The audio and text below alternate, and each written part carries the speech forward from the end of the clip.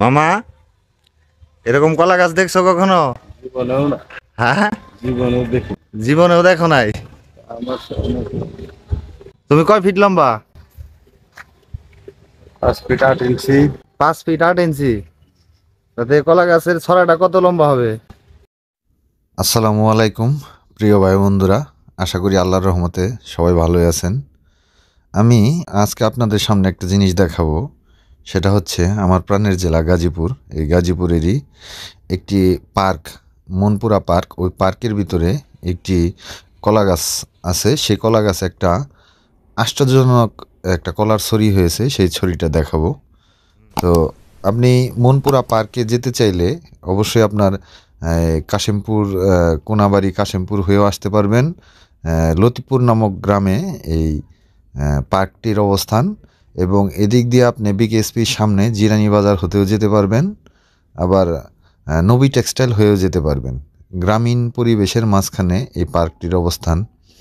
তো আমরা এই হচ্ছে সেই পার্কের কাছাকাছি চলে আসছি। তো কথা না বাড়িয়ে চলুন আপনাদের দেখিয়ে নিয়ে আসি কলার ছড়াটা কেমন। আসসালামু আলাইকুম প্রিয় ভাই বন্ধুরা, আশা করি আল্লাহর রহমতে সবাই ভালো আছেন।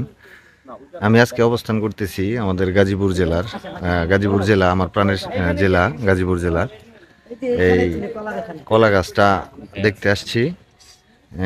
এই কলা গাছটাকে বলা হয় নাকি হাজারি কলা গাছ। এই কলা গাছটা যত বড় তার চাইতে অনেক বড় এটার ছড়া। আর একটু কাছে নিয়ে যদি ক্লোজ করে দেখাই তাহলে অবশ্যই দেখতে পারবেন যে এখানে উপর থেকে যে কলাগুলো মানে বড় হয়েছিল, বাড়তি হয়েছিল বা পাকছিল, ওগুলো ওখান থেকে পেরে নেওয়া হয়েছে।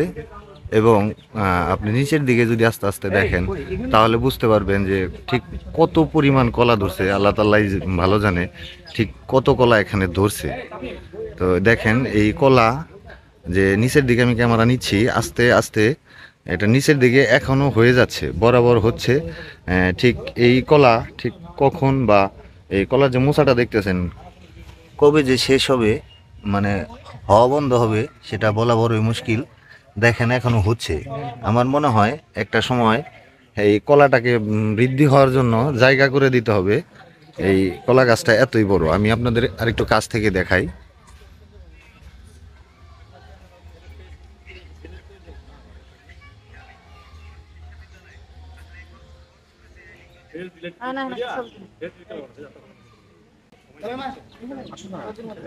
আমার কাছে মনে হচ্ছে এই এত বড় কলার ছড়া গিনেস বুক রেকর্ডে স্থান পাওয়ার মতো যোগ্য। আর ঠিক কত কলা যে এখানে আছে সেটাও বলা মুশকিল, গুনাও মুশকিল। আমি যদি একটু আপনাদের দেখানোর চেষ্টা করি যে এই কলাটা, ছড়াটা কত বড় লম্বা, তাহলে দেখতে পারবেন। আমি এখানে দাঁড়াই, এই ছড়ার পাশাপাশি গিয়ে আমি দাঁড়াচ্ছি।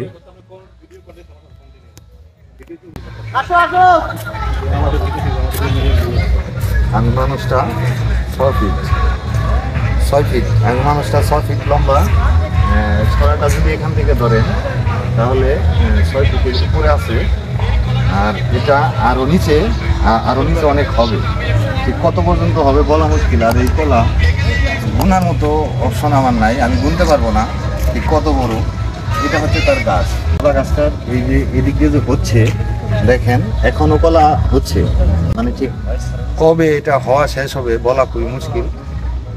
এখান থেকে যে কলাগুলো ছিল এগুলা পাকা, হয়তো বাড়তি হয়েছে, পাকছে, এগুলা ধীরে ধীরে তারা তুলে নিছে, এখন এই কলাগুলো আছে। আমি অনেকজনকেই অনুরোধ করলাম কলাগুলো একটু গুনার জন্য, তো সবাই অস্বীকৃতি জানালো যে তাদের দ্বারাই সম্ভব না। যারা নিয়মিত কলা চাষ করে তারা হয়তো দেখা গেছে একটি কলা গাছের গোড়া পরিষ্কার করে দেয় বা পরিচর্যা করে, তারপর বিভিন্ন ওষুধ বা জৈব সার প্রয়োগ করে। কিন্তু এই কলা গাছটি সম্পূর্ণ প্রাকৃতিক এবং অর্গানিকভাবে হয়ে আছে। তো মাঝে মাঝে আল্লাহ প্রদত্ত কিছু জিনিস দেখা যায় যেগুলো সত্যি খুব আজব মনে হয় এবং নিজেদের কাছে কৌতূহলী মনে হয়। ঠিক ওইরকমই একটা জিনিস হচ্ছে এই কলা গাছ। আপনি পৃথিবীতে সব সময় সব কিছুর ব্যাখ্যা পাবেন না, এটাই স্বাভাবিক। মামা, এরকম কলা গাছ দেখছো কখনো? জীবনেও না। হ্যাঁ, জীবনেও দেখি। জীবনেও দেখো নাই? আমার অনেক তুমি কয় ফিট লম্বা? 5 ফিট 8 ইঞ্চি। 5 ফিট 8 ইঞ্চি। তাতে কলা গাছের ছড়াটা কত লম্বা হবে? আর 6.5 ফিটে মতো হবে। এটা কিছু বেশি হবে স্যার। এটা তো নরমালি গায় না। যে লম্বা দেখা যায়। আমি যদি ভুল করে না থাকি তাহলে আমার জানা মতে এই কলা গাছটির নাম হচ্ছে হাজারি কলা গাছ, যা এশিয়ার বিভিন্ন দেশে পাওয়া যায়, যেমন থাইল্যান্ড, মালয়েশিয়া, সিঙ্গাপুর, ফিলিপাইন সহ এশিয়ার বিভিন্ন দেশে দেখা যায়। তো আমার জানা মতে খুব সম্ভবত এই কলা গাছটার নাম হচ্ছে হাজারি কলা গাছ। মালয় ভাষায় এই কলাটির নাম হচ্ছে পিসাং সেরিবু এবং এর ইংরেজি নাম হচ্ছে থাইল্যান্ড ফিঙ্গার্স ব্যানানা। আমি যদি ভুল করে না থাকি এই কলাটিকে হাজারি কলা বলার কারণ একটি কাঁদিতে হাজারের উপরে কলা ধরে। এই কলার নাকি একটি বৈশিষ্ট্য আছে, এই কলার যে মোচা মানে থোর, এটা যদি মাটি স্পর্শ না করে না করা পর্যন্ত নাকি কলা হতেই থাকে। আর হাজারের উপরে কলা হয় বিদায় এটাকে হাজারি কলা বলা হয়।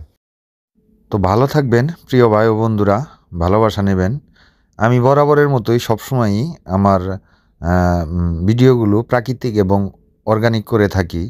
তো আমার এই ভিডিওগুলো হয়তো সবার ভালো লাগবে না, কারণ ওরকম বিনোদনপূর্ণ ভিডিও না। তো যাই হোক, আপনাদের যদি এই ভিডিওটা ভালো লাগে তাহলে অবশ্যই লাইক, কমেন্ট, শেয়ার করবেন।